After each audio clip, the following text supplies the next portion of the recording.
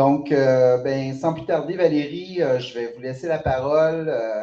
Je sais que vous souhaitiez échanger avec les participants. Donc, je vous invite à nous partager. Vous avez entendu un petit brin de la conversation de Gilles qui parlait de nous réorganiser à partir des communautés locales. Ce que j'avais entendu de votre bouche lors d'une entrevue avec Alexis. Et c'était assez particulier de vous entendre à ce moment-là parce que le plan était déjà en train de prendre forme et il y avait comme une synchronicité absolument magique là, de vos propos. Donc, sans plus tarder, Valérie Bugeaud, mesdames et messieurs. Merci. Merci beaucoup, Alain. Tout d'abord, je suis très, très enchantée de participer à votre événement et je suis aussi très honorée et très fière. Donc, je suis avec vous avec grand plaisir aujourd'hui. Effectivement, j'ai entendu les derniers moments de l'intervention de Gilles Laporte, avec lequel évidemment je suis absolument d'accord. Tout passe par un réinvestissement du local et en particulier un réinvestissement de chacun dans la vie collective. Vous verrez que je propose moi-même ce genre de solutions et que historiquement, ce sont les solutions qui ont fonctionné évidemment. Je suis aussi très intéressée par évidemment le droit naturel dont vous avez parlé tout à l'heure concernant les peuples, disons, originaires du Canada, parce que finalement, sous une forme différente, il s'avère que toutes les organisations disons, collectives naturelles, se sont organisées autour de ces concepts de droit naturel. Et vous verrez que c'est aussi autour de ces concepts que la civilisation européenne s'est développée, et en particulier développée à l'initiative de l'Église catholique, même si je sais que certains vont dire, mais vous savez que l'Église catholique d'aujourd'hui n'a pas grand-chose à voir avec celle du Moyen-Âge. Et on aura l'occasion de voir ça un peu plus près lors de mon intervention. Et bien sûr, je répondrai avec grand plaisir à toutes vos questions. J'espère que vous m'entendez, que ça se passe bien au niveau du micro, parce que moi, pour l'instant, je n'ai pas de retour de chez vous, mais je pense que ça doit bien se passer. Donc, si vous voulez bien, je vous propose un petit exposé assez académique finalement, qui va consister à déterminer pourquoi et comment, d'où viennent en fait les origines de notre esclavagisme collectif actuel. Et vous verrez qu'en fait, ces racines sont hollando-britanniques. Et ensuite, évidemment, dans une deuxième partie, parce qu'il n'y a pas d'analyse qui vaille sans proposition de solution, je vous montrerai les moyens d'un retour à la justice, à la liberté, par la restauration du concept politique d'État que nous avons abandonné depuis fort longtemps. Alors, les origines financières hollando-britanniques, enfin, les origines de l'esclavagisme actuel, vous savez qu'elles sont financières, mais vous ne savez peut-être pas qu'elles sont hollando-britanniques. En fait, tout ça part de l'histoire, hein, de l'avènement des grandes épopées maritimes qu'on a appelées les grandes découvertes. Tout s'est emballé à partir de ce moment-là, à partir du moment où les compagnies des Indes se sont développées, où le parlementarisme dit représentatif s'est imposé comme mode de structuration politique des sociétés. Et je vais vous démontrer dans un premier temps pourquoi le parlementarisme représentatif, dit représentatif, qui ne l'est absolument pas, vous allez le voir tout de suite, en fait, réalise l'accaparement juridico-politique de nos sociétés, tout en induisant une irresponsabilité juridique qui est évidemment érigée en dogme libéral. Alors, pourquoi la séparation du pouvoir assortie de ce parlementarisme dit représentatif est une imposture? Déjà, il faut savoir que ce parlementarisme n'est pas issu de nulle part. Il vient de ce qu'on appelle le Conseil des barons, de ce que la Magna Carta appelle le Conseil des barons. Et cette Magna Carta a été érigée de façon très impropre en, disons, la quintessence de la démocratie. Or, c'est tout à fait faux, puisque la Magna Carta est en réalité une manifestation d'opposition des grands seigneurs féodaux contre le pouvoir central du roi d'Angleterre qui lui représentait la population. Donc c'est une levée, on pourrait dire aujourd'hui par un néologisme, qui ressemble à de la plutocratie.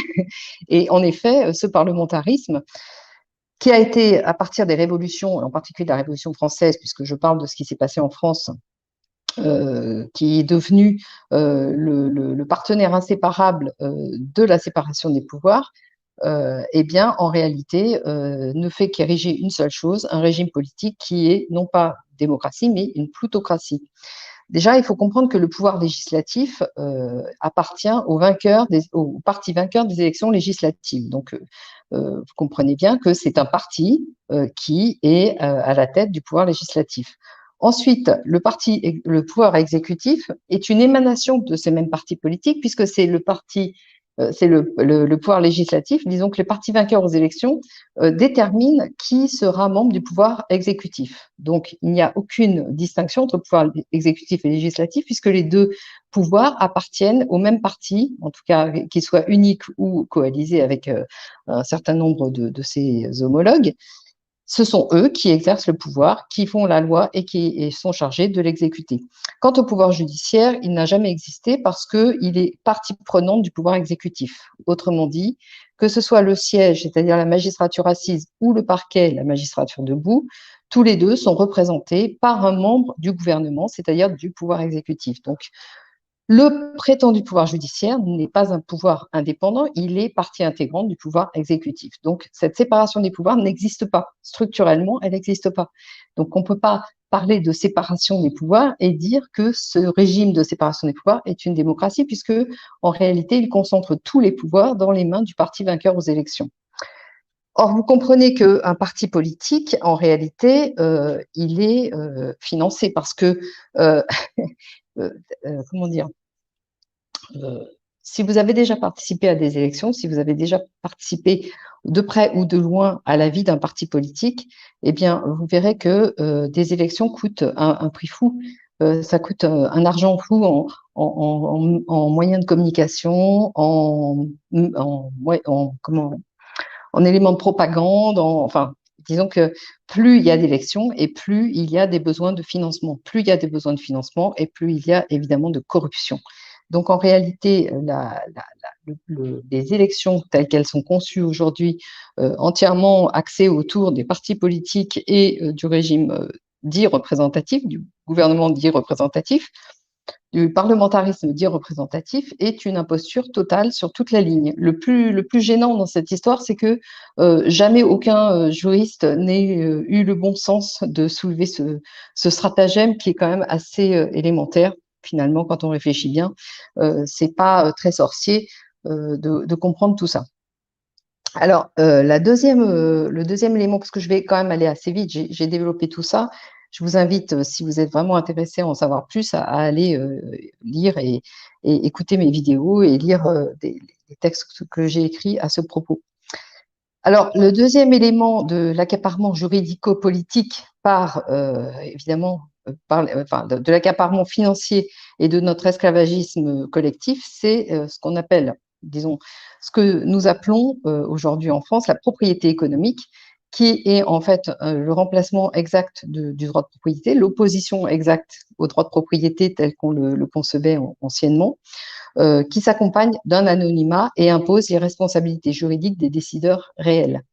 Alors, la propriété économique, c'est l'inverse exact du droit de propriété. C'est un concept qui est issu du droit anglo-saxon et qui est devenu l'alpha et l'oméga des règles de droit positif aujourd'hui, non seulement dans les pays de droit anglo-saxon, mais également sur le continent européen. Et le modèle, c'est un modèle financier, c'est-à-dire ceux qui contrôlent l'usage économique et les flux sont les propriétaires réels, peu importe les propriétaires nominaux qui n'ont aucun pouvoir de contrôle ni sur leurs avoirs monétaires et financiers, ni sur leurs biens qui seront de toute façon, le moment venu, confisqués. Les sources juridiques de cette soumission, évidemment, s'accompagnent de l'anonymat qui instaure une irresponsabilité juridique des décideurs réels à tous les niveaux. D'une part, au niveau des grands conglomérats économiques, que ce soit des groupes d'entreprises ou les multinationales, ils sont en général représentés par une accumulation d'entités juridiques artificielles distinctes mais liées. dont les bénéficiaires réels disparaissent dans l'anonymat juridique, organisé notamment via les entités à but non lucratif, des organismes non gouvernementaux et surtout les paradis fiscaux. Ces paradis ou refuges fiscaux, puisque en droit anglo-saxon on parle de refuges, sont totalement artificiels et sont sous le contrôle de ceux qui organisent les flux. Quant à l'irresponsabilité du personnel politique, il émane entièrement des partis politiques qui sont soumis à la volonté exclusive de ceux qui les financent, comme je l'ai juste abordé tout à l'heure. Et ce personnel politique, évidemment, s'il était responsable de toutes les décisions qu'il prenait, il n'y aurait plus de candidats. Donc, le système ne peut fonctionner que si, en fait, la responsabilité est dissoute auprès de plusieurs organismes qui sont que des organismes collectifs en réalité. Alors, il faut tout de suite dire que les financements publics des partis sont de toute façon très insuffisants pour répondre aux besoins générés par la multiplication, la multiplicité des élections. Donc, en fait, les élections, c'est ce que j'expliquais tout à l'heure, sont un faux semblant démocratique au service de la plutocratie et que l'accès des partis au financement public sont eux-mêmes soumis aux contraintes, c'est-à-dire à des critères administratifs imposés justement par la plutocratie au pouvoir. Donc, tout ça, c'est une imposture dans des grandes largeurs qui n'est pas suffisamment soulignée par tous les commentateurs juristes et non juristes. Ensuite, le dernier élément qui marque la soumission absolue des sociétés que nous connaissons à la haute finance coalisée, c'est l'abandon du droit commun qui était de nature civile, enfin en tout cas sur le continent européen qui était de nature civile, au profit du droit commercial. Alors, il faut bien comprendre l'origine de la civilisation européenne, qui a été aujourd'hui abandonnée, mais son origine est entièrement bâtie autour de ce qu'on a appelé le droit civil en tant que droit commun. Cette caractéristique d'organisation des sociétés a été peu à peu abandonnée au profit de l'émergence hégémonique des règles du droit maritime et commercial, dont le modèle provient de la BEIC, c'est-à-dire la Compagnie des Indes britannique. Alors, la Compagnie des Indes est née en 1600 ou 1602, 1600, je crois. On y reviendra tout à l'heure. Alors, je voulais, concernant le Code civil, on va commencer par le Code civil parce que je vous parle évidemment de France et c'est le sujet que j'ai le plus étudié. Donc, en 1804, le Code civil, dit Code Napoléon, ça a été quand même une des avancées la plus exportée de France. Ça a été vraiment le grand élément qui a fait connaître finalement la France à peu près dans le monde entier. Ça a été le Code civil de 1804. Ce Code civil marque à la fois l'apogée et le déclin du droit continental. Pourquoi l'apogée? Parce qu'il est écrit, il est réalisé sur le modèle de la méthodologie juridique traditionnellement développée au cours du Moyen-Âge, qui était fondée sur la suprématie des règles du droit naturel. Mais il est aussi le déclin définitif de cette méthodologie pour la raison qu'il s'est accompagné en 1804, après la Révolution française, il s'est accompagné de l'instauration du parlementarisme dit représentatif, dont on en parlait tout à l'heure, et qui instaure une modification fondamentale dans la façon de faire le droit, qui devient maintenant l'apanage des partis, finalement des partis politiques, c'est-à-dire de gens élus, mais qui ne sont plus des spécialistes du droit et qui n'ont plus à cœur les mêmes enjeux de civilisation et les mêmes règles de développement que celles qui avaient lieu auparavant. Alors, le droit naturel, il faut rappeler que la protection de la personne humaine telle qu'elle avait été développée du temps du droit civil, évidemment, en fait partie, ont été développées par les grands docteurs de l'Église catholique. Au Moyen Âge, le droit était un véritable art. Il était conçu comme un ensemble de règles cohérentes dont l'objectif était de faciliter la vie en commun en privilégiant la recherche de la vérité et de la responsabilité individuelle. Il faut comparer ça avec la multiplication actuelle sous forme d'excroissance de règles obscures, absurdes et sans cohérence d'ensemble qui servent actuellement de droit positif.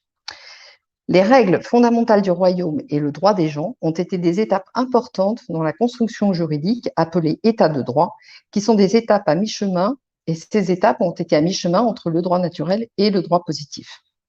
Au Moyen Âge, le droit a été développé par des professionnels dans chaque région. Les particularismes locaux, géographiques, politiques et sociologiques étaient donc respectés. Il faut noter que en 1804, le Code civil rompt avec cette tradition en imposant un modèle juridique unique sur le territoire français. Ce modèle est le fruit de transactions entre les règles du Sud, inspirées du droit romain, et les règles du Nord, régies par la loi salique, inspirée du droit coutumier, lui-même traduit et codifié dans des textes écrits. Au Moyen Âge, les dispositions coutumières, ainsi décrites, sont consacrées par l'usage, s'imposent dans les rapports entre les personnes, les formes de possession ou d'usage des sols, les poids et mesures, les droits féodaux, etc. En fait, toute la vie collective est régie par ces dispositions coutumières. Donc, l'organisation sociale, il faut bien comprendre que cette organisation sociale et les règles de droit qui la régissent sont intimement liées, car le droit est la méthode d'organisation utilisée justement pour organiser, régir les relations au sein d'une société politique. Au Moyen Âge, vous savez qu'on parlait d'ordre juridique, il y avait le tiers-état, il y avait trois ordres politiques, il y avait le tiers-état, la noblesse et le clergé.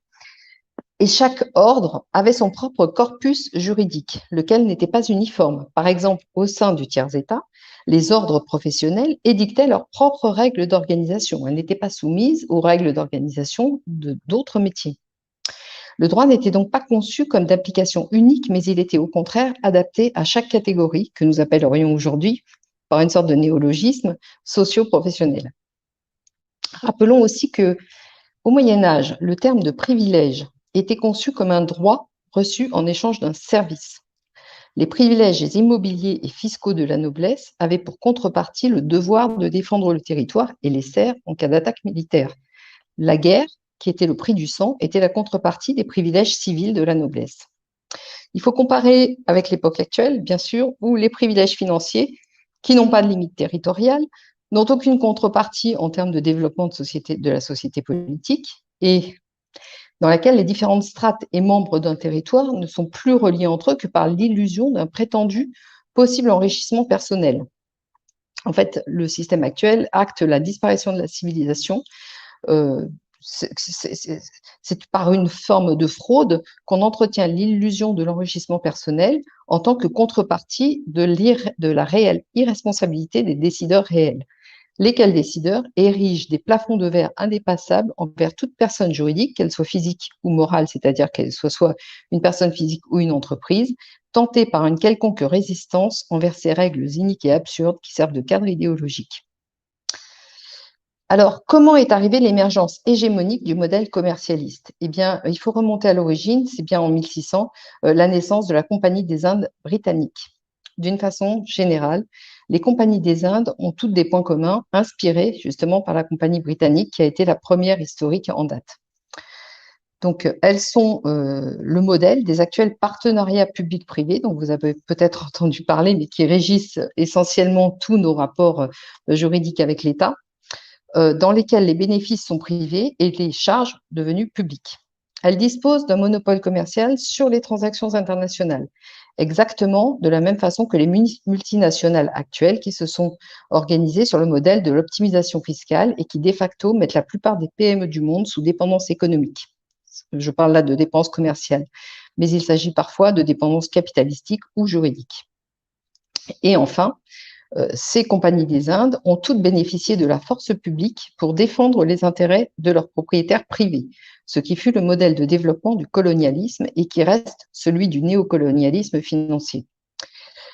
Le gouvernement britannique fut dès l'origine très impliqué dans la gestion de la Compagnie des Indes britanniques, puisque vous savez que en fait, la Compagnie britannique des Indes orientales a été créée le 31 décembre 1600 par une charte royale de la reine Élisabeth Ier d'Angleterre qui lui a conféré pour 20 ans le monopole du commerce dans l'océan Indien.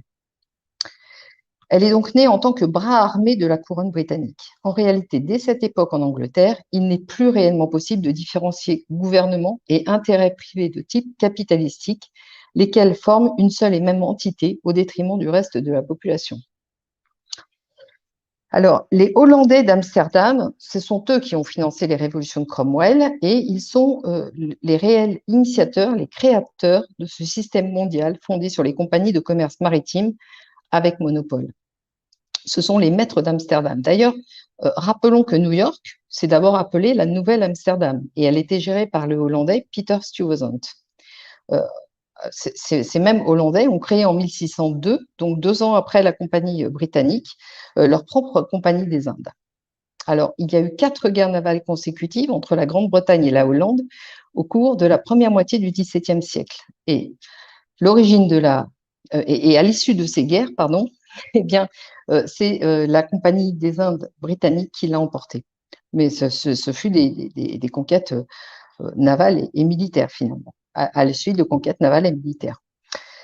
L'origine de la Compagnie des Indes britanniques est aussi à rechercher dans la Compagnie des marchands aventuriers de Londres, qui s'est exportée en Amérique au moyen de la Virginia Company et de la Compagnie de Londres.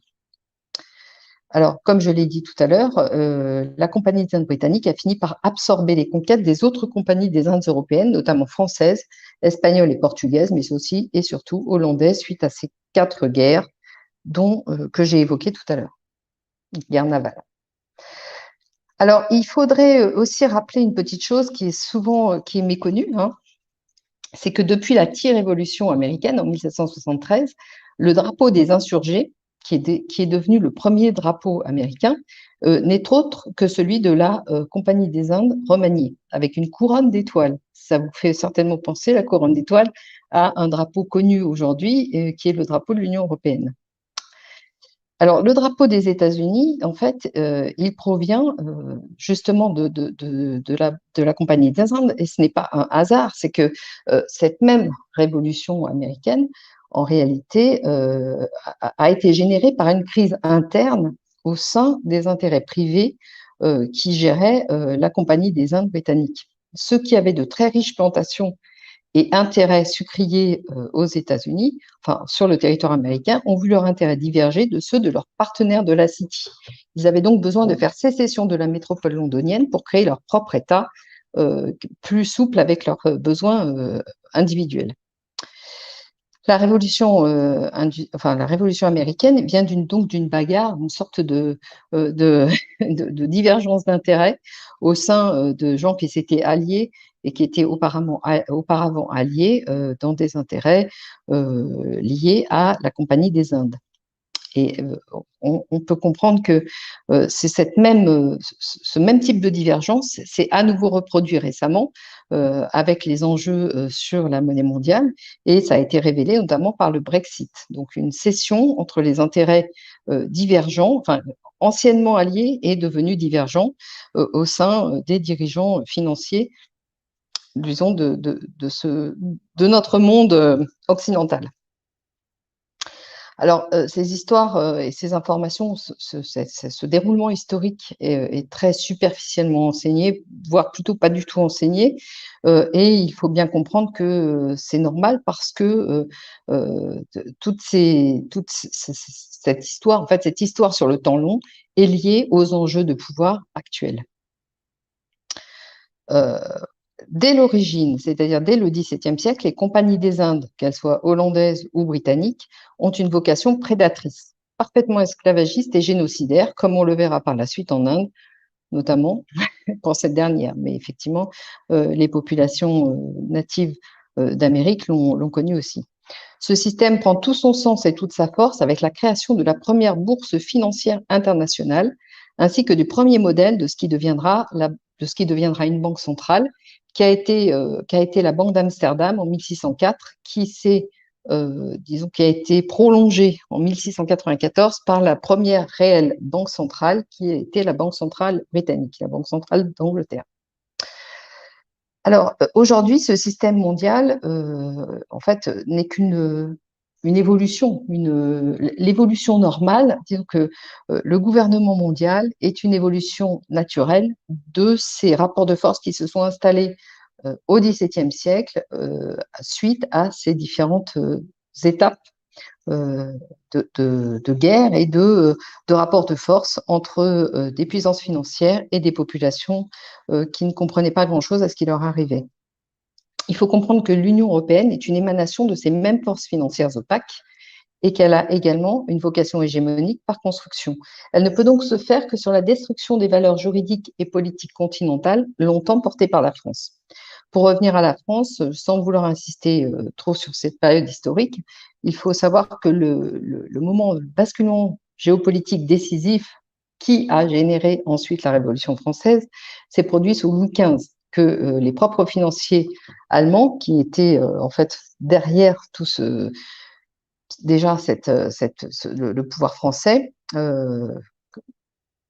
exprimaient eux-mêmes en disant que Louis XV était entièrement manipulé par la Pompadour, qui était finalement une de leurs émanations, qui était disons un relais d'influence de leur pouvoir financier. Et d'ailleurs, sous Louis XV, la cour était dans le même état de débauche que ce que nous connaissons aujourd'hui des mœurs de l'Élysée. Alors, en conclusion, il faut bien comprendre que le nouvel ordre mondial, New World Order, n'est que finalement le succédané de ce qui s'est élaboré au XVIIe siècle sous la forme de la Compagnie des Indes britanniques, et et que finalement ce système finira comme il a commencé, en débâcle civilisationnel. Alors, quand on a fait cette analyse, et encore une fois, je répète que c'est un bref condensé historique et politique et juridique de tout ce qui s'est passé sur de nombreux siècles, eh bien, on peut apercevoir quels sont les moyens finalement de restaurer le concept politique d'État et de restaurer par la même occasion le concept de justice, de liberté et de démocratie, puisque vous comprenez que ce qu'on appelle démocratie aujourd'hui sont en réalité des plutocraties.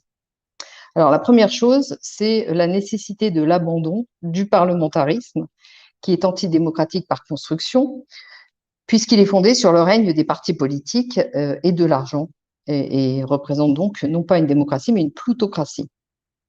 La hiérarchie politique qui émane du parlementarisme dit représentatif relève entièrement de la suprématie de ceux qui détiennent la puissance financière. Elle institue donc cette fameuse plutocratie. Donc ce parlementarisme s'exprime par le biais des partis politiques qui sont les seuls acteurs des élections publiques, et ces acteurs ont besoin d'être financés. Plus il y a d'élections, plus il y a de corruption. Les élections publiques sont en conséquence, par construction, le siège, le moteur, l'origine même de la corruption publique. Ensuite, il faut aussi abandonner deux concepts fondamentaux. Le premier, c'est celui de banque centrale, et le deuxième, celui de monnaie marchandise. Alors, la première, comme je l'ai expliqué dans beaucoup de mes écrits, en fait, le concept de banque centrale est né à l'instigation des banquiers privés et leur prétendue nécessité d'indépendance, et fut un subterfuge qui a été mis en avant par les banquiers pour déguiser leur prise de pouvoir politique. Quant à la monnaie, elle est propre à chaque société politique. Elle ne peut pas être internationalement mutualisée, car elle est par nature dépendante des contraintes géographiques, sociales, culturelles et économiques propres à chaque État, le terme étant pris au sens de nation autonome. Donc la monnaie, c'est un concept politique et non un bien quelconque qui circulerait sur un marché. À défaut, si on considère la monnaie comme une marchandise susceptible de circuler sur un marché, elle devient susceptible d'accaparement et de manipulation qui la rendent impropre à sa fonction initiale. La monnaie marchandise génère le concept de monnaie-dette utilisée comme une arme de destruction massive des sociétés politiques par les tenanciers du système financier, les banquiers globalisés dont les intérêts sont coalisés au niveau mondial. La fonction initiale de la monnaie est de favoriser les échanges au sein d'une société politique afin d'assurer son développement optimal. Elle n'est pas de servir des intérêts exclusifs d'une caste représentant des intérêts particuliers, coalisés ou non, en l'occurrence celui des banquiers. Et enfin, évidemment, il est indispensable de revenir à la notion de droit naturel pour restaurer le véritable sens de ce que signifie l'état de droit. La notion d'état de droit ne peut pas se passer de la suprématie du droit naturel sur le droit positif. En fait, il faut comprendre que le droit naturel doit être considéré comme une sorte de guidelines, parce que les Anglais aiment beaucoup parler de guidelines, très prisé des anglo-saxons pour les règles du droit positif. Cependant, ces guidelines ne relèveraient pas d'un droit mou, hein, mais d'une règle d'application stricte d'un principe fondamental de hard law. J'ajoute à cet égard, parce que c'est important de bien comprendre que la soft law dont les Anglais, dont les anglo-saxons, le droit anglo-saxon parle, en tout cas développe dans toutes les instances internationales, ce concept de soft law, il a toujours eu vocation à devenir de la hard law à court ou moyen terme. Il faut être parfaitement clair sur les différentes terminologies et sur les objectifs politiques recherchés ab initio par les promoteurs de la terminologie de soft law. Alors, le droit naturel protecteur des personnes a été développé en Europe durant le Moyen Âge au sein de l'Église catholique. Il s'est transformé au moment des révolutions en droits de l'homme. Mais les droits de l'homme, c'est déjà une perversion du concept de protection de la personne parce que les droits de l'homme mettent en avant des droits qui sont dépourvus de contrepartie. Or, un droit ne peut exister de façon pérenne et utile dans une société que s'il est assorti de droit assorti de devoir. Et si vous retirez la notion de devoir qui est accolée au droit qui va avec lui, eh bien, c'est en réalité la loi de la jungle que vous instaurez, puisque tout le monde peut se prévaloir de droit sans jamais avoir aucun devoir. Et donc, le droit des uns n'est pas reconnu par le droit des autres. Par contre, il est contesté par les autres. Donc, ça revient finalement à instaurer la loi de la jungle. Alors, il faut comprendre que durant le Moyen Âge, l'Église catholique a développé le droit naturel et en particulier au moyen du clergé régulier, parce que la plupart des grands docteurs de l'Église, pensons à saint Augustin, mais il y en a d'autres, étaient des membres du clergé régulier. Ensuite, ces règles ont été introduites et intégrées dans le clergé séculier qui a été politiquement représenté par Rome. Dans le cadre Alors là, c'est une petite aparté historique, mais il faut comprendre que dans le cadre du retour au droit naturel, il y a deux réformes qui sont tout à fait indispensables à mener. D'une part, c'est la réforme de l'entreprise qui occupe une place centrale parce que elle permettra de redéfinir et rééquilibrer les rapports de force au sein des relations économiques et qu'il faudra aller vers la codécision des apporteurs de capitaux et des apporteurs de travail. Ça, c'est une réforme qui a été connue en France sous le terme de participation, que j'ai moi-même réélaboré d'un point de vue juridique en 2005, à l'occasion de ma thèse, mais qui est une réforme qui est en fait endémique et qui revient régulièrement parce que c'est le seul moyen de réguler à nouveau les rapports sociaux, les rapports économiques et de réimposer un équilibre des pouvoirs entre les détenteurs de capitaux et les détenteurs de travail. Cette réforme est un moyen de rééquilibrer les forces vives au sein de l'activité économique et par extension, elle permettra aussi de réinstaurer non seulement un équilibre, mais il y a des enjeux disons pardon, je perds mes mots, des enjeux de paix publique, parce que au lieu de monter les uns contre les autres, en fait, on doit tous travailler au développement du bien-être collectif. Alors, l'autre réforme centrale qui est bien entendu inhérente à la réinstauration de ce que j'appelle le droit naturel, eh bien, c'est de rendre à chaque individu la voix politique que les partis lui ont retirée. Et ça se fait, d'ailleurs, ça a existé dans l'histoire et je le réinstaure dans mes propositions de réforme sous le nom de groupement d'intérêt qui permet de réindividualiser, de repolitiser l'organisation sociale en rendant à chacun la place qui lui revient dans une démocratie normale. C'est-à-dire que par centre d'intérêt, les gens doivent se réunir et se réorganiser et réinventer leurs propres règles de fonctionnement qui ne sont pas dépendants d'autres activités qui sont des activités qui ne les concernent pas. Donc, les opinions nécessairement diverses et variées qui existent dans une collectivité politique pourraient à nouveau exister dans ce cadre-là, alors qu'aujourd'hui, la voie publique est captée par les partis politiques. L'opinion publique ne serait plus noyée et concentrée dans les seules mains de représentants politiques qui ne représentent finalement que les puissances financières qui les financent et les dirigent par le biais de la discipline de vote. Donc, je vous ai fait un bref aperçu Je travaillerai davantage ce texte puisque je compte le transformer en texte écrit que vous pourrez évidemment consulter sur mon site. Et maintenant, je suis tout à fait, en tout cas, je serais enchantée de pouvoir répondre à des questions si vous en avez. J'espère que ça vous a plu et convaincu.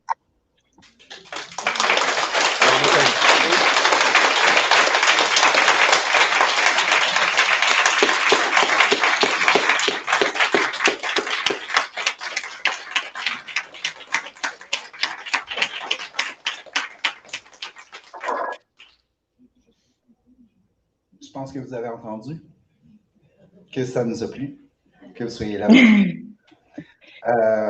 Vous avez mentionné à 2 reprises le mot allié et les principes du droit naturel.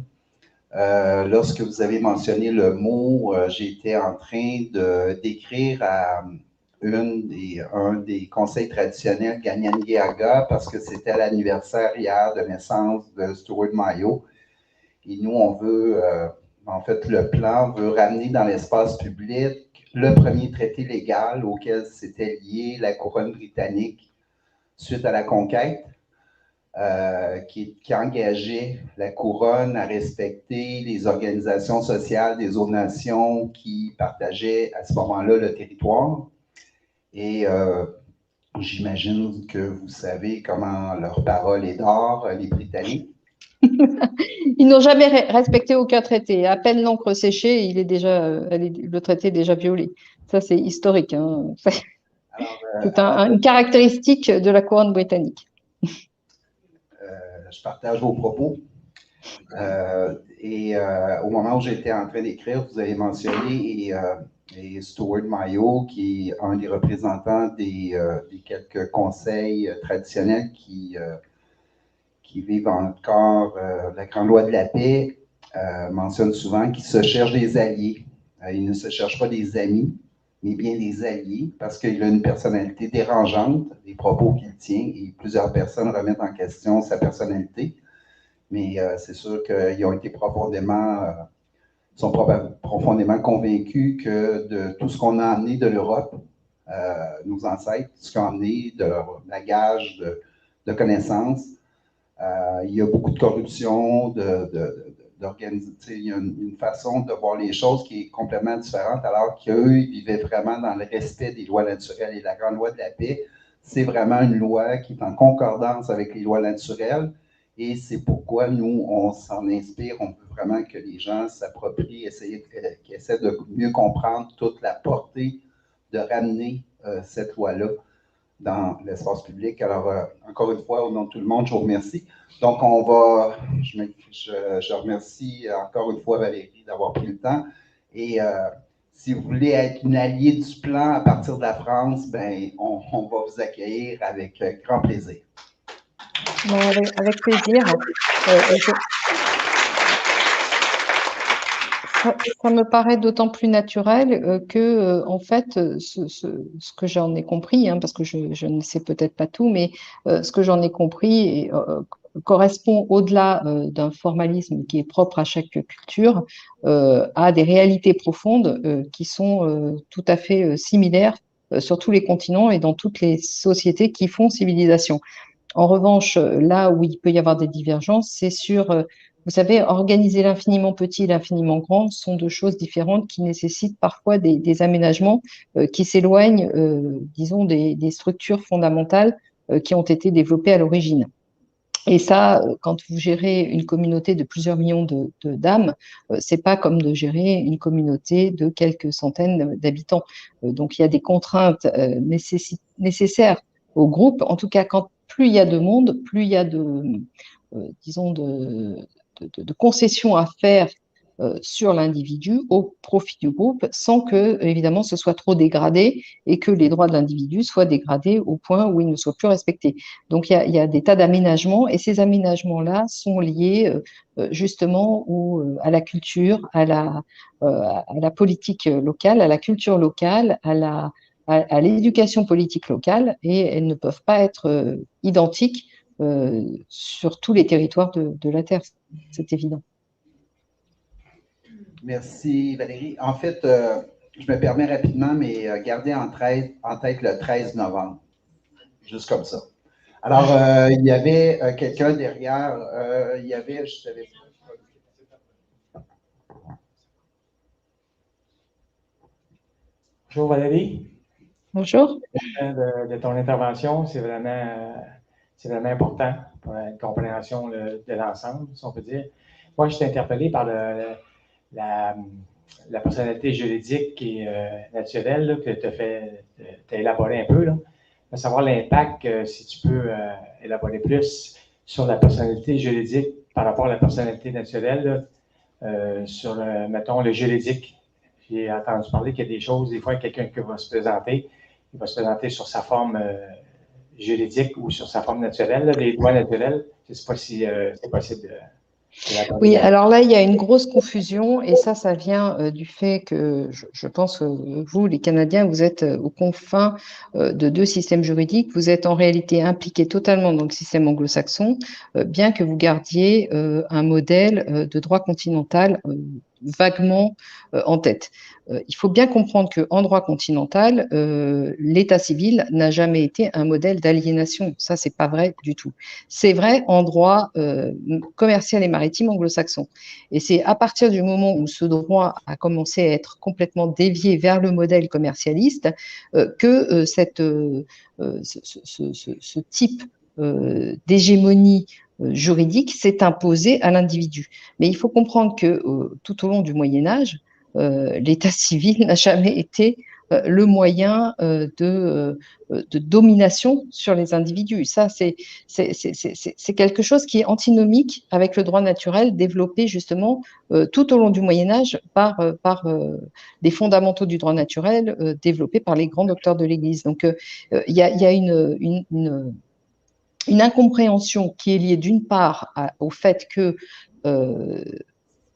pendant l'Empire, et je parle là de l'Empire romain, et là, il faudrait encore préciser, parce que vous savez que l'Empire romain a eu plusieurs périodes. Et avant l'Empire, on parlait de république. Donc, même à cette époque-là, les choses n'ont jamais été aussi uniformes qu'on veut bien croire aujourd'hui. Quant à cette époque-là, elle a été complètement disons, remaniée. Le droit canon n'est pas n'est pas le droit romain de l'Empire romain. Ça a été le droit canon, c'est élaboré autour de grands principes de droit naturel, et à l'occasion de ces grands principes-là, c'est élaboré toute une doctrine de protection de la personne, au contraire. Donc, le droit civil a été un moyen d'organisation du collectif, des collectivités, de reconnaissance de l'individu, mais non pas un moyen de l'asservir et de le rendre un bien dans le commerce. Ça, c'est totalement faux. C'est une appréciation erronée de ce que fut le droit continental, de ce que fut le droit sur le continent européen du temps où il a fabriqué une civilisation. Mais évidemment, aujourd'hui, avec l'hégémonie dominante qui s'est imposée, hein, puisque même le droit continental tel que représenté par le Code civil et par le droit français pendant très longtemps est en train d'être subverti par cette domination financière de type hégémonique. Donc maintenant, on peut arriver à des disons qu'ils ont essayé par différents moyens, ils ont imposé des choses, mais qui n'étaient pas d'application effective. Mais aujourd'hui, on se rend bien compte qu'avec les modifications d'ADN et par le biais des brevets qu'ils veulent déposer et qu'ils veulent en fait prendre possession, disons, juridique, prendre un droit de propriété sur des individus modifiés. Mais là, on est dans un autre domaine. On n'est plus dans le droit continental, on n'est plus dans le droit qui a fait la civilisation européenne. J'espère que je me fais comprendre, mais n'hésitez pas à m'interpeller plus avant sur les points que vous ne comprendriez pas. On a fait, en fait, le droit a été subverti. Je peux pas vous dire ça plus simplement. Le droit a été subverti, mais ça ne signifie pas qu'il est subverti dès l'origine, qu'il est falsifié dès l'origine. Le droit ne s'est pas développé et l'état civil ne s'est pas développé sur le continent européen pour l'aliénation de l'individu. Ça, c'est totalement faux. Qui a le micro? Alors, Madame Bugeaud, bonjour. À quoi s'attendre dans les dans les prochains mois? À quoi doit-on s'attendre avec ce gouvernement mondial? Ah bah écoutez, je viens aujourd'hui même de publier un article sur mon site internet que vous pouvez consulter, qui est très court, mais qui est, à mon avis, assez explicite. Je pense que nous sommes entrés dans une dynamique de déstructuration du système financier qui s'apparente à une destruction-construction, hein, puisque ce qui nous sera proposé en remplacement sera toujours détenu et contrôlé par les mêmes individus, c'est-à-dire ce que j'appelle les grands argentiers de ce monde. Hein. Donc nous allons toujours plus avant vers la destruction des libertés publiques, vers la destruction de la liberté individuelle, de la démocratie, n'en parlons même pas, c'est déjà de l'histoire ancienne. Mais il est clair que là, nous entrons dans une dynamique plus vive et que je pense que d'ici quelques mois, nous serons passés au concept de monnaie totalement dématérialisée et donc l'individu sera disons, sous un contrôle beaucoup plus strict qu'il ne l'est actuellement, des pouvoirs en place, avec droit évidemment de vie ou de mort. Hein, c'est le type même, la définition même de l'esclavage, droit de vie ou de mort sur les individus par ces maîtres financiers. Merci Valérie. Une autre question ici de M. Gilles. Bonjour Valérie. Bonjour. Quand tu as parlé du Moyen-Âge, tu as parlé des débuts des droits canoniques. Alors, non, je ne suis pas spécialiste du droit canon, hein, mais j'ai remis les grands rapports de force en évidence. Voilà. C'est ça. Alors, à l'époque du Moyen-Âge, moi, disons, j'ai été reçu franciscain séculier. Tu as bien marqué le mot séculier à un moment donné dans ta conversation. Donc, j'ai été reçu en 1978, franciscain séculier. Et puis, quand on regarde l'époque du Moyen-Âge avec les royautés, toute la patente, puis à un moment donné, les marchands se sont un peu rebellés contre la royauté. Puis là, il est arrivé François. François, j'ai étudié un an sa poésie ainsi que sa spiritualité. François d'Assise, que je parle. Alors, j'ai retenu de François deux grands thèmes de sa vie. Premièrement, éviter la consommation, c'est mieux de vivre pauvre avec rien. Les requins, ils s'en vont quand tu n'as plus rien. Alors, les requins aussi, de qui on parle. Et puis, il nous invite aussi à vivre lentement dans la vie, pour prendre le temps de voir la vie puis de la déguster. Après ça, il y a eu l'époque des Romains, comme tu viens de dire. Puis dans l'époque des Romains, il y a Jésus de Nazareth qui s'est présenté. Et puis lui, il est arrivé avec une loi d'amour universel. Et puis, on lui a offert de devenir roi. Puis il a tout fait la patente de politique. Jésus a répondu à Philippe, il a dit, écoute, Ben, si on va là, on va devenir comme eux. Fait que Jésus de Nazareth n'a jamais fait de politique. Il a juste annoncé, aime Dieu, aime ton prochain comme toi-même. Il ne faut pas oublier de s'aimer soi-même, c'est pas de l'égoïsme. Merci Valérie. Je voulais juste rappeler que Saint François d'Assise, il est né en 1181, donc il est né bien après Jésus-Christ, bien après la naissance de Jésus-Christ, 1000 ans après. Mais ceci étant, oui, bon, effectivement, Jésus n'a pas, on lui a donné une fonction politique, mais sa fonction à lui, c'était surtout de dénoncer les marchands du temple.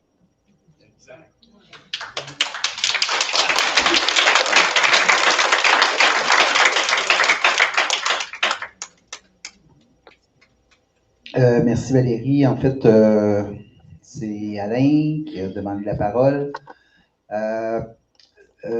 Premièrement, quelqu'un dans la salle me demandait soulignait que peut-être vous n'aviez pas répondu à la question bâtir tous ensemble un nouveau toit, une vraie démocratie pour nos enfants. Évidemment, quand on s'attarde au principe du mot, démocratie, on parle c'est un principe, hein, c'est vraiment que la population ait une emprise sur les décisions qui vont à l'encontre de ses intérêts.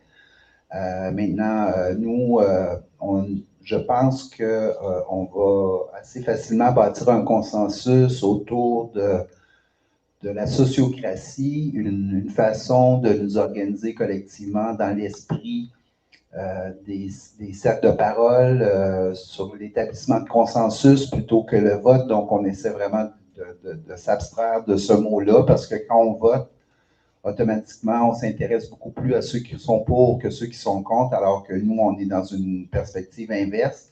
On s'intéresse plutôt à ceux qui ont des oppositions pour bien les entendre, pour nous assurer que le groupe, la conscience de groupe n'a pas erré dans les décisions qu'elle va prendre, qu'il va prendre. Donc, je voulais amener ça d'abord. Et l'autre élément, je l'ai oublié, donc je vais vous laisser répondre à celle-là, puis ça va me revenir.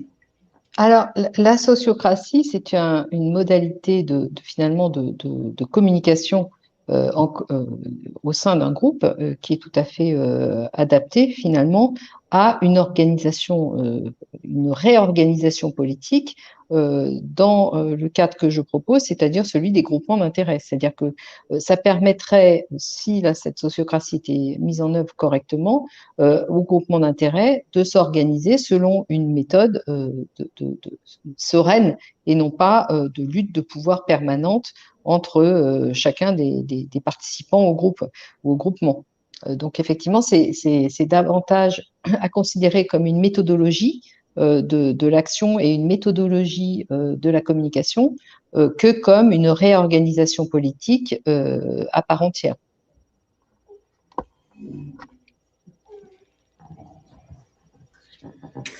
Ma question, moi, elle adresse plutôt, Michel Léon, ma question, elle adresse plutôt la méthode de remplacement, en fait. Les Français, ils ont coupé la tête du roi, ils ont fait un break reset et ils ont implanté un nouveau système républicain. Financiariste. Hein? Pardon? Financiariste. Oui. Républicain qui n'a rien à voir avec la chose publique. Donc, c'est un modèle plutocratique de domination financière. Là encore, j'insiste beaucoup parce que si on qualifie mal les choses, on se condamne à l'impuissance politique. Donc, il faut bien comprendre que les républiques dans lesquelles nous vivons n'ont rien à voir avec la chose commune, la chose publique, ont tout à voir avec l'intérêt coalisé, l'intérêt supérieur coalisé des banquiers.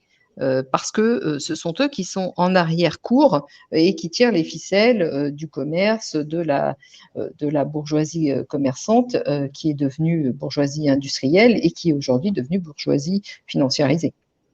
On est d'accord là-dessus.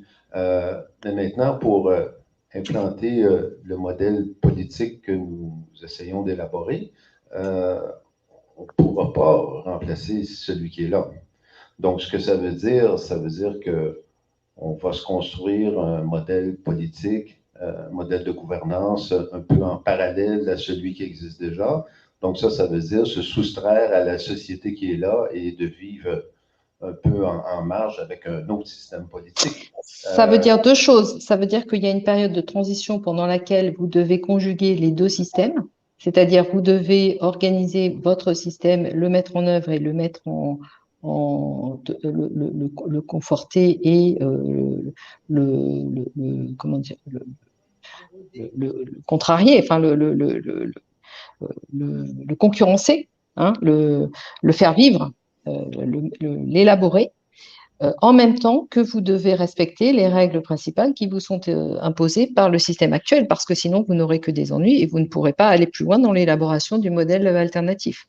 Donc il y a nécessairement une phase transitoire qui est inconfortable, mais qui est indispensable et qui est de toute façon pas contournable à mon avis, sauf à faire des actions très violentes que je réprouve à titre personnel et qui n'ont jamais finalement donné quelque chose de positif. Donc, il faut en passer par cette période transitoire inconfortable pendant laquelle on élabore et on conforte un modèle alternatif dans le même temps que nous vivons dans le modèle qui nous est imposé. Et ça peut très bien se faire, en particulier en matière économique, si les entreprises s'organisent dès à présent sur le modèle de la nouvelle entreprise que je propose, qui est un modèle de codécision qui peut se faire avec, à l'intérieur des règles actuelles du capitalisme, disons, que nous connaissons aujourd'hui. Mais c'est un exemple, hein, l'entreprise, ça peut se faire sur d'autres sujets. Et en particulier, on peut commencer à organiser des groupements d'intérêt par type d'activité et développer ses propres règles en interne, tout en prenant garde de respecter les règles qui sont imposées par le système juridico-légal actuel.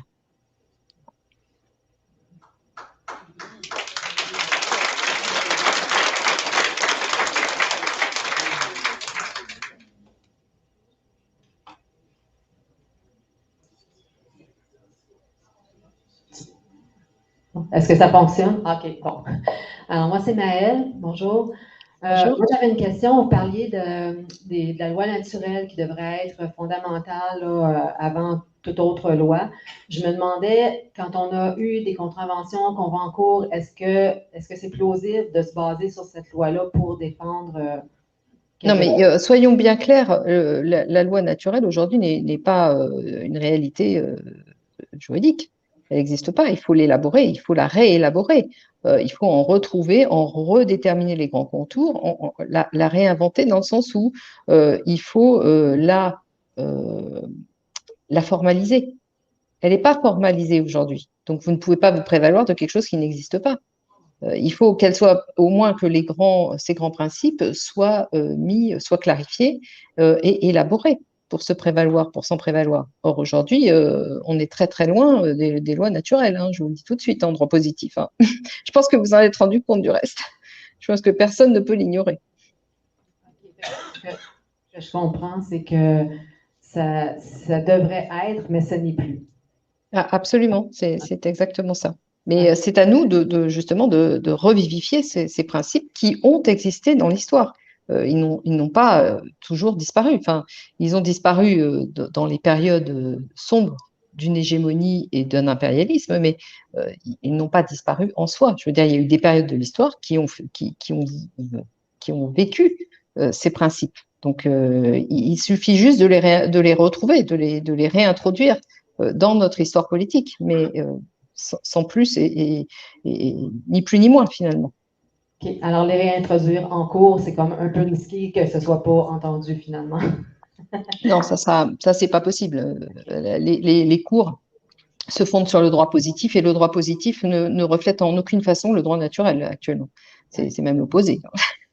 Okay. Le droit positif reflète l'hégémonie financière, ne reflète rien de plus. Okay. Une deuxième question que j'avais, c'est tout à l'heure, Robert a posé une question par rapport à l'identité naturelle, l'identité juridique. Ce que j'ai compris de votre réponse, je ne sais pas si j'ai bien compris, puis ça m'interpelle. Est-ce que ça veut dire que, moi j'entends depuis 1 an et demi qu'à la naissance, quand ils nous donnent un numéro de social, puis tout ça, on perd notre individualité, on devient comme une genre de propriété de l'État. Vous dites que c'est pas vrai? Alors, je dis qu'en droit anglo-saxon, c'est sans doute vrai. Je ne sais pas, je n'ai jamais vécu, moi, sous l'empire du droit anglo-saxon. Je suis née sous l'empire du droit continental et je peux vous dire qu'en droit continental, ce n'était pas vrai. Ce n'est pas vrai. Aujourd'hui, les choses sont en train clairement d'évoluer puisque d'une part, le droit continental est en train de disparaître définitivement et d'autre part, via les modifications génétiques, ces individus, ces dominants financiers ont très clairement en tête de prendre possession du vivant par le biais des brevets déposés, de modification du naturel. Dès que le naturel est modifié, ils peuvent s'emparer de prendre possession de cette modification. Donc, par ce biais-là, on peut arriver à ce système. Mais je vous confirme une fois de plus que ce n'était pas le cas en droit continental. En droit continental, le fait d'être acté à l'état civil n'a jamais été synonyme d'être une possession étatique. Ça, c'est du délire. Enfin, en droit anglo-saxon, peut-être, je veux bien le croire, je veux bien le concevoir parce que, effectivement, l'emprise du droit anglo-saxon, sa domination et son idéologie, c'est le commerce et le droit maritime. Mais ça n'a strictement rien à voir, c'est à l'opposé exact de ce qu'étaient les règles du droit continental. qui, une fois de plus, je le répète, ont élaboré, ont créé ce qu'on a appelé la civilisation européenne. Donc, ce droit anglo-saxon d'obédience commerciale ou maritime, c'est l'anti-civilisation. C'est la captation du pouvoir intégral par des puissances financières. Donc, c'est pas ça. Ça ne peut pas générer une civilisation. Une civilisation, c'est toute une société qui se développe. Là, c'est que des intérêts particuliers qui écrasent les autres et qui empêchent le développement. Donc, c'est antinomique. Merci beaucoup Valérie. En fait, c'est vraiment intéressant parce que dans les propos qui ont été tenus, il y a beaucoup de confusion. Mais oui, bien sûr. Dans les perspectives des gens, puis c'est une super bonne question qui a été adressée, là, mais effectivement, premièrement, nous, là, le peuple québécois, on ne se reconnaît pas comme nation en part entière, d'abord. C'est une chose, si on ne se reconnaît pas comme nation, on est encore des visiteurs, des voyageurs, ça fait 400 ans qu'on voyage sur le territoire.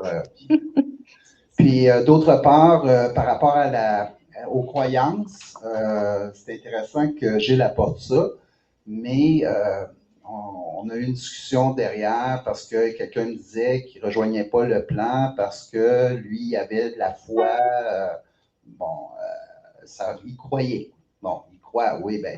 Nous, on croit qu'on devrait se baser sur des lois naturelles, sur des lois physiques. Mais bien sûr. Mais c'est vous qui avez, enfin, je m'excuse, je ne prends pas une position personnelle, mais je prends une position de principe, une position logique. La foi, et en particulier l'Église catholique, s'est développée sur le fondement du droit naturel. Aujourd'hui, elle renie tous ces fondamentaux. Mais ça veut dire qu'on peut très bien avoir la foi en ce qu'était l'Église et ne pas se reconnaître dans l'Église actuelle. Et c'est exactement ce qui se passe. Aujourd'hui, on comprend bien que la hiérarchie catholique a pris le parti très explicite de l'impérialisme financier. Encore une fois, je vous invite à aller sur mon site, voir le dernier article que j'ai écrit, que j'ai publié aujourd'hui même, qui montre encore une fois cette collusion d'intérêts entre la hiérarchie vaticane et l'hégémonie impérialiste financière. Mais encore une fois, c'est une subversion. Cette subversion, je la date parce qu'il faut toujours formaliser les choses, mais évidemment, on peut remonter au XIXe siècle et aussi à la Révolution française, qui a été un tournant majeur dans le rapport de force entre le pouvoir politique, le pouvoir temporel et le pouvoir spirituel, représenté par l'Église catholique à l'époque. Mais plus proche de nous, disons que les accords du Latran ont été un moment de perversion majeure de l'influence spirituelle par le pouvoir temporel, étant donné que l'Église s'est vue investie d'une fonction finalement financière, quasi exclusivement. Donc, on peut avoir la foi et ne pas se reconnaître dans cette hiérarchie financiariste qui est aujourd'hui celle du Vatican, qu'on est obligé de reconnaître. Enfin, c'est un fait. Oui. Vous savez que l'IOR, la Banque du Vatican, c'est une des banques les plus opaques du monde. C'est le trou noir de la finance. Avec les paradis fiscaux, on est là dans le trou noir total de la finance. J'ai pu partager rapidement que si j'avais grandi dans un milieu familial harmonieux, probablement que j'aurais pris un peu un chemin comme le vôtre. J'aurais développé mon instruction, mes connaissances de façon plus adéquate. Je salue toutes les connaissances que vous avez. Et là, malheureusement, je n'avais pas réussi à poser ma question. Puis j'ai perdu un peu le fil de votre intervention. Où je m'en allais, en fait, c'était que, oui, bien sûr, tout le monde a le droit de croire en quoi il veut, mais je ne pense pas qu'on puisse bâtir une organisation sociale sur des croyances. Si nous, on a le privilège de s'inspirer d'une loi fondamentale qui a fait ses preuves, qui a permis de recréer la paix pendant plus de 1500 ans. Après eux aussi, une multitude de conflits, ils ont réussi à ramener une organisation sociale basée sur des lois naturelles. Oui. À partir de là, maintenant, individuellement, bien sûr, on peut Puis je voulais amener un autre point, c'était aussi l'idée que il faut s'entendre sur le sens des mots aussi. Il y a beaucoup de confusion. Alors tout ça, ça fait partie d'un processus pédagogique.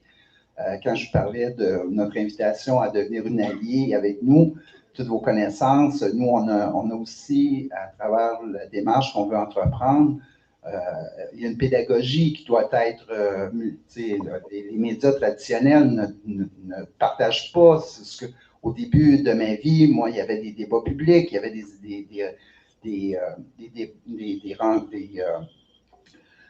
des émissions d'affaires publiques qui éduquaient les gens, qui partageaient, puis je salue vraiment votre engagement à le faire parce que c'est ce qu'on a besoin urgemment, collectivement, de mieux comprendre là, certains principes fondamentaux. Alors, il y avait Daniel qui voulait ici, Gérard, excuse-moi. Merci Valérie. Il est 12h15, alors on vous garde encore une dizaine de minutes, si ça vous va? Très bien. Merci. Tant que j'ai de la batterie sur mon téléphone. Allô? Oui. Donc, je vais reprendre justement là, où est-ce qu'Alain voulait nous amener au niveau de la notion de croyance, ce que j'ai entendu de Gilles aussi concernant le message de Jésus. La dame qui posait la question, mais où est-ce qu'on s'en va avec le système actuel? Il y a des réalités, on voit aussi l'ampleur de la menace de la bête. On peut être très intimidé justement par cette puissance-là qui se dresse devant nous, devant notre humanité. Donc ici, ce qui nous réunit, c'est la bienveillance. Puis, quand on parle de loi universelle, donc j'entends les lois naturelles, mais moi, je vois aussi une universalité. Je vois, comme mettons, le message de Jésus, aime ton prochain comme toi-même. Quoi de plus universel que ça? C'est, en quelque part, c'est de revenir à la base, de revenir à une simplicité de pensée puis d'agir. Et je pense que là-dessus, on ne doit pas exclure la notion ou la portion spirituelle de quelle que soit la démarche qu'on fait, parce qu'on est multidimensionnel. On voit comme la permaculture, qui est un ensemble dans le fond, c'est un système complet. On ne peut pas exclure un élément d'un système, mais simplement revenir à une notion plus universelle. Et non pas tomber dans le piège des religions, entre autres, que ce que je pense, c'est qu'à quelque part, comme que ça, la catholique s'est accaparé finalement un message, puis ils l'ont transformé ou l'ont adapté à leur intérêt. Mais on a, je pense, nous, notre mission, c'est d'extraire la quintessence de ça et de bâtir justement sur les lois naturelles et aussi l'universalité. Moi, c'est ce que je retiens de tout ça qui est important d'agir à ce niveau-là. Oui, je suis parfaitement d'accord avec vous, mais il faut quand même garder en tête le principe de base qui est qu'on ne peut pas déculturer des sociétés comme ça de façon brutale. Il faut aussi que les sociétés s'organisent en fonction de leur histoire, de leur culture et de ce qui a fait leur ciment historiquement, de ce qui a fait leur cohésion. Donc, ce que vous dites est parfaitement vrai, j'y adhère complètement, ce qui ne signifie pas que chacun ne peut pas s'organiser en fonction du type de croyance qu'ils ont élaboré historiquement. Mais il faut comprendre qu'à la base de ces croyances est toujours finalement le droit naturel et qui est le socle fondamental qui relie toute l'humanité. Ça, c'est la vérité. Mais ce socle fondamental, il peut prendre des formes légèrement différentes en fonction de l'évolution historique et culturelle des types de sociétés, des types de sociétés organisées selon les contraintes géographiques. Donc ça, je pense qu'on ne peut pas en faire non plus complètement, on ne peut pas l'exclure parce que sinon ça créera à nouveau des tensions et le but sera non seulement pas atteint, mais surtout générera l'objectif inverse de celui qui était recherché. Donc la paix sociale, ça passe aussi par le respect de l'histoire des populations et des territoires. À mon avis, hein, je vous donne mon avis. Après, tout est discutable. Hein. Et puis, ça dépend aussi de la volonté des gens. Mais je pense qu'aujourd'hui, on est dans une époque où les gens veulent en découdre. On est dans un contexte violent de destruction et on n'est pas encore arrivé. Les gens ne sont pas repus de destruction. On n'est pas encore arrivé à l'époque où finalement on aura la sagesse d'élaborer une loi fondamentale telle que certaines tribus indiennes avaient élaboré. Et je pense qu'ils n'avaient pu élaborer ces lois que suite à de très violentes guerres et de très violentes époques de destruction. Je crois que malheureusement, c'est le cycle de destruction, de création, c'est le cycle de l'histoire de la vie, quoi. Je peux me tromper, hein. Encore une fois, je vous donne mon avis, mais c'est tout. Bonjour Valérie, mon nom est Yvan. Je vous écoutais tantôt traiter de l'émergence de la...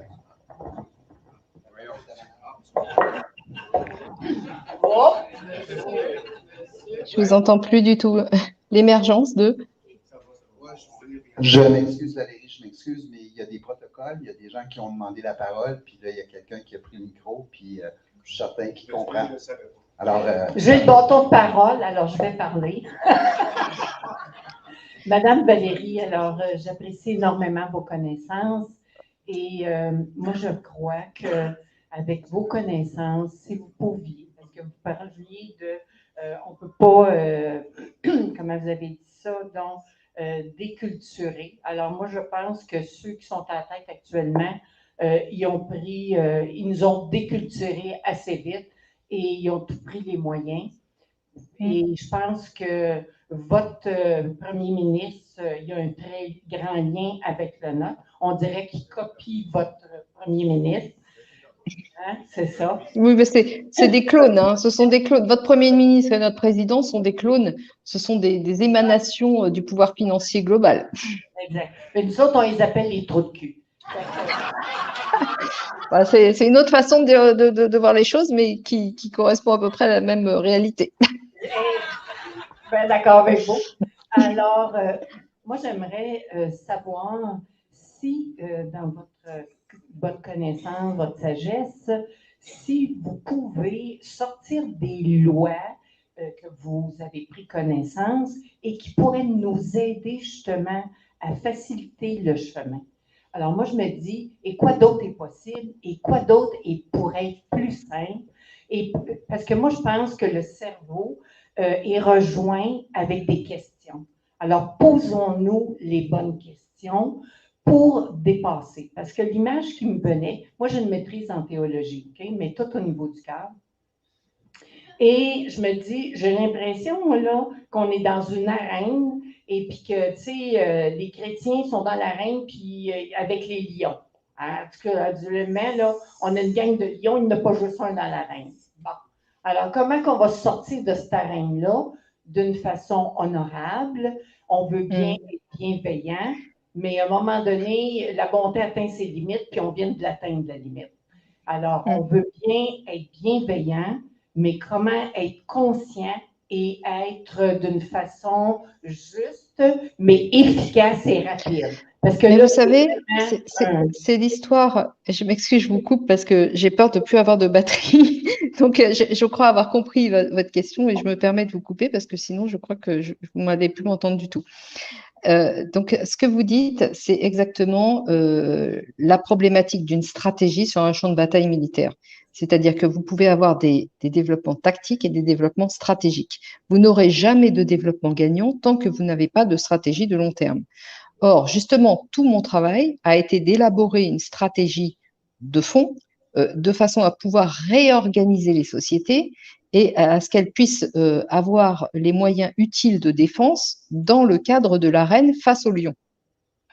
Et ça, je vous invite à aller voir mon site internet qui s'appelle revoludroit.fr parce que c'est toute la réorganisation de la société autour des groupements d'intérêt. Et ces groupements d'intérêt peuvent être développés n'importe où dans le monde. C'est pas seulement franco-français. Oui, bien sûr, parce que je suis française et que j'ai élaboré ça avec toute notre histoire. Mais je dirais que ça peut être mise en œuvre avec tout type de culture en réélaborant, en s'habituant à réélaborer ses propres règles de développement. Et donc, ça consiste à s'organiser en entités au sein de l'arène pour pouvoir affronter le lion. Certains l'attirent dans un angle pendant que le groupe d'à côté l'attaque sur les flancs. Vous voyez, je donne un exemple d'arène puisque c'est le terme que vous avez utilisé, mais l'idée, c'est vous ne pourrez jamais être efficace et utile tant que vous n'aurez pas une vue d'ensemble de l'organisation. Si vous avez une vue d'ensemble de l'organisation, que vous avez un but à atteindre, vous développez tout un tas de tactiques sur le terrain pour aboutir à votre objectif. Et votre objectif sera beaucoup plus facilement atteignable que si vous ne savez pas où vous allez. Vous comprenez ce que j'essaye de vous dire.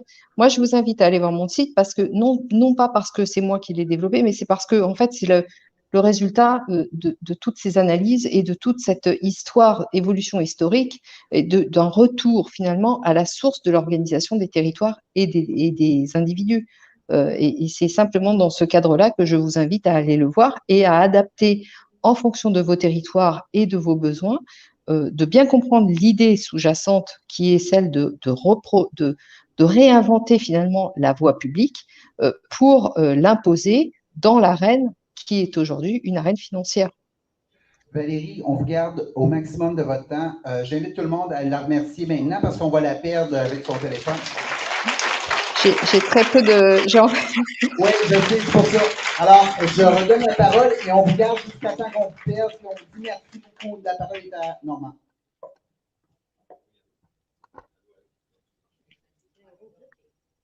Allô?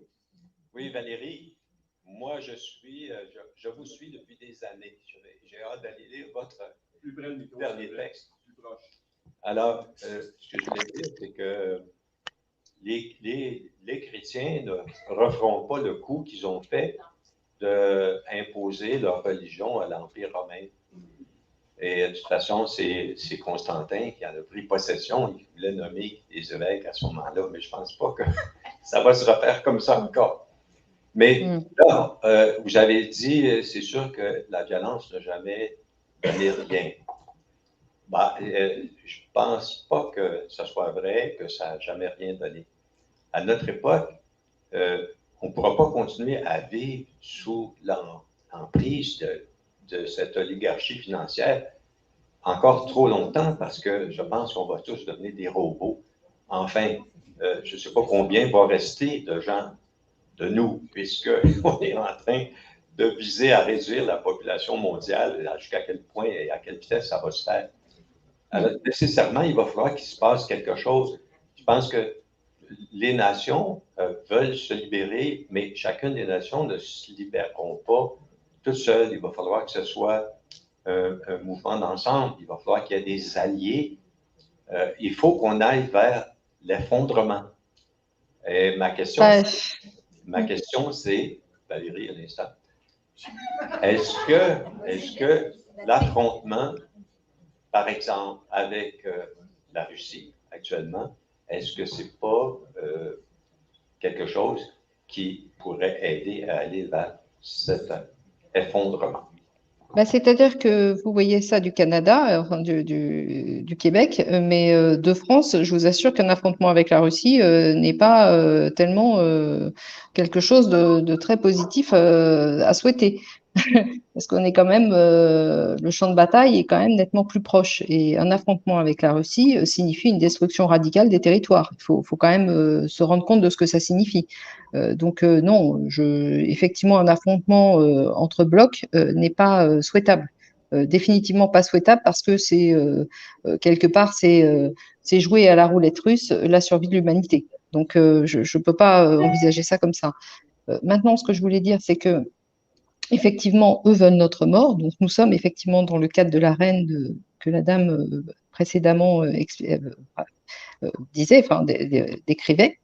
Donc, il est clair qu'eux veulent notre mort, donc on est attaqué, et il faut apprendre à se défendre.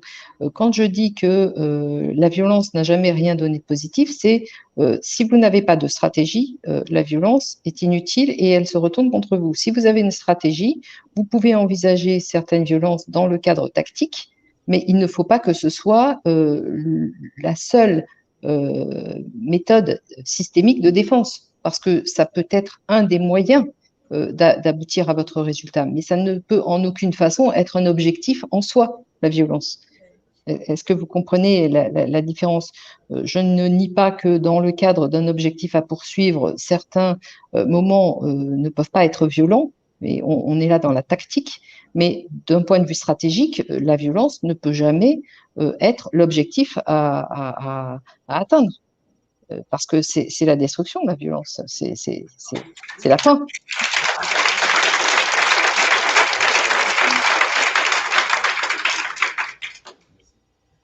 Merci Valérie. Alors, c'est Yvan. J'ai enfin droit à mon droit de parole. Alors, je reviens sur une notion que vous avez évoquée tantôt, donc la création de la Société des Indes orientales vers 1600. Et après ça, vous avez cité le concept d'effondrement civilisationnel.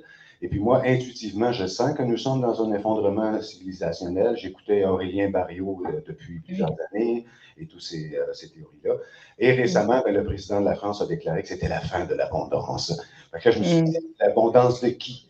La sienne, celle de cette classe? Ah non, pas la sienne. C'est clair. Il parle pour nous habituer à notre propre fin d'abondance. Mais non, pas la sienne. Vous avez bien compris. Il fait partie il représente, c'est le héros de la domination financière actuelle. Donc, lui, il n'est pas concerné par tout ça. C'est une méthode de communication pour nous habituer nous-mêmes, pour qu'on se convainque nous-mêmes de la nécessité de cette fin d'abondance au profit de ces gens-là. En fait, ce que je ressentais, c'est que j'avais l'impression que c'était comme un constat d'échec parce que je sens que nous sommes sur le bord d'un effondrement, mais pas nécessairement à leur avantage à eux. Si nous, hommes et femmes, on réussit justement à revenir à une biologie sociale plus proche, plus organisée sur des petits territoires comme au Québec, il existe le jeu, le jardin d'échanges universels, c'est ça. Donc, il y a des sociétés qui commencent à s'organiser au plan local sur des échanges de services et de produits. Alors, je trouvais ça intéressant. Eh bien, voilà. On en revient exactement au sujet précédent, c'est-à-dire la différence entre la stratégie et la tactique. Vous ne pouvez être victorieux que si vous avez une stratégie d'ensemble dans un cadre organisé.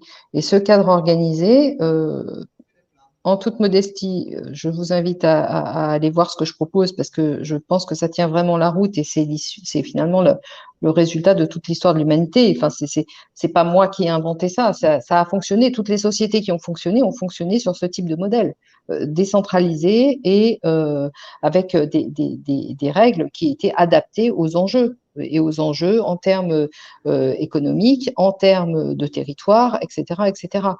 Donc, oui, l'effondrement de la société actuelle, oui. Est-ce qu'il est souhaitable? Oui, parce que de toute façon, elle n'est pas gérable en tant que telle. C'est d'ailleurs pour ça qu'ils veulent eux-mêmes la détruire. Elle a atteint ses limites de fonctionnement, et en particulier dans le domaine financier. Mais ceci ne pourra se faire dans un sens souhaitable que si nous reprenons la main, que si nous reprenons le gouvernail. Comprenez? Si vous tuez le capitaine du navire et que vous ne reprenez pas le gouvernail en main, vous allez mourir sur un récif, vous allez vous écraser. Donc, il ne suffit pas d'attendre l'effondrement actuel, il faut aussi savoir vers quoi, comment on peut reprendre en main notre destin collectif. C'est exactement la différence entre la stratégie et la tactique que j'évoquais tout à l'heure. Alain m'informe que je vais être le dernier intervenant et on en profite tous aussi pour vous remercier beaucoup. Ma question, qui se trouve être la dernière, en fait, le BRICS, dans tout ça, le jeu du BRICS face au colonialisme britannique, comment vous interprétez ça dans ce grand jeu des tout-puissants de la planète? Alors déjà, j'attire votre attention sur le fait que cette dénomination est une dénomination issue des milieux financiers. Donc, c'est déjà en soi tout un programme. Donc, moi, je pense que ce qui est souhaitable, c'est le rééquilibrage des pouvoirs. Ces BRICS-là, c'est une dénomination, à mon avis, extrêmement falsifiée mais en tout cas pas correcte, mais qui a l'avantage, le mérite de mettre en avant que certains États s'opposent à la domination financière hégémonique actuelle. Donc ces États se regroupent plus ou moins, en tout cas en fonction de certains intérêts. Ils sont actuellement coalisés, mais leurs intérêts peuvent diverger dans l'avenir, et c'est ce qui est souhaitable. Il n'est pas souhaitable de recréer des blocs de façon trop violente, mais effectivement de retrouver un intérêt collectif par nation, par type de nation. Et c'est dans ce cadre-là que les BRICS peuvent avoir un intérêt, mais certainement pas dans leur dénomination actuelle, qui est une dénomination encore une fois issue des milieux financiers et qui n'est pas respectueuse ni correcte d'un point de vue de civilisation.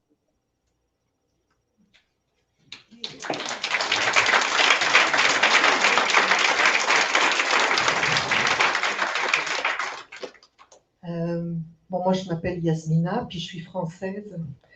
Et moi, je trouve que on m'a demandé de faire un petit discours de 2 secondes là, de clôture. Moi, je peux vous dire que j'aime bien ce que vous avez présenté dans le sens de l'universalité, parce que moi, cette conférence aujourd'hui, en tant qu'immigrante qui a immigré au Québec, eh ben, ça m'a permis de comprendre beaucoup de choses. Et puis, je crois que ça m'aide encore plus à m'intégrer et à vouloir m'impliquer avec le plan. Je ne sais pas comment encore tout à fait, là, il va falloir me guider, mais je disais aussi à mon compère français, là à côté, combien c'était en effet très important d'avoir une vue d'ensemble, de pouvoir aussi être soutenu dans cette mise en place parallèle, éventuellement. Je pense que c'est une mise en place parallèle, on ne peut pas tout acheter, là. Alors, voilà, moi, je me considère assez ignorante dans tout ça. Moi, je suis psychologue, mais je sais que l'aspect psychologique aussi est très important dans toutes ces batailles. On ne se rend pas compte de ce que peut faire aussi le refoulement collectif. Absolument, absolument. Et justement, il faut redonner un peu son sens à tous ces arts qui sont des arts du vivre ensemble et dans lequel la psychologie a évidemment sa part. Donc, je crois que tout ça commence à se mettre finalement à devenir un peu cohérent. Et une fois de plus, je vous remercie de m'avoir invité, Alain, à cet événement que vous avez organisé. Et je suis tout à fait partante pour continuer à faire un petit bout de chemin avec vous, en tout cas en tant qu'allié, pour essayer de trouver, d'élaborer chacun en respectant les principes culturels de base, enfin fondamentaux de nos sociétés, de retrouver un véritable élan collectif qui permettra de sortir de cette domination financière morbide, pour ne pas dire assassine. Alors, moi, je vous remercie énormément, puis je pense au nom de tous mes confrères, je ne sais pas comment dire, mes sœurs, mes frères d'âme québécois. Écoutez, merci à vous. Salut, à bientôt Valérie, merci mille fois, merci. Merci pour tout. Et puis, si je peux me permettre, Alain, de vous demander de me transférer le lien de cet événement, que je puisse moi-même le faire circuler de mon côté. Non, vous ne pouvez pas vous permettre. C'est interdit. Bonne journée. Bonne journée à vous et je vous remercie encore beaucoup pour tout. Au revoir.